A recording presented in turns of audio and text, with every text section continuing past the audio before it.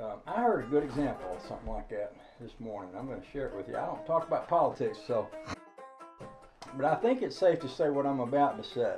There was a big deal that came up where a train derailed and spilled a lot of hazardous chemicals, and immediately people ran out and they started blaming it on whichever opposing political party they was in favor of, or against, I should say, blaming it on whichever political party they were against, because, see, if they blame all the mistakes on that other political party, then people will vote for their political party, and they use that situation for political gain. And I heard the governor of one of those states up there, I'm not going to tell you the name, but it could be Pennsylvania, who was saying that the governor of that other state up there, because this happens right along the state line, which could have been Ohio,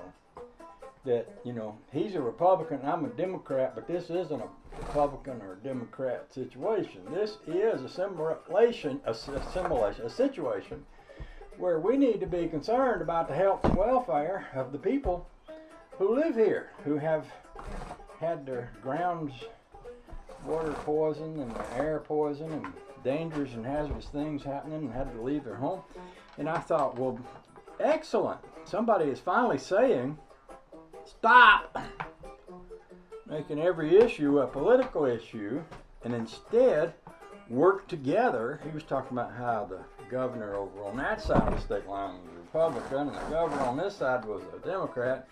And he was saying, this is not a political issue. This is an issue of common sense and time for us to start acting like adults and stop acting like political cartoon characters and start thinking about what's right for the people who live along these rail lines. And I thought, good for you. It's about time. That's what we need. That's what we actually need.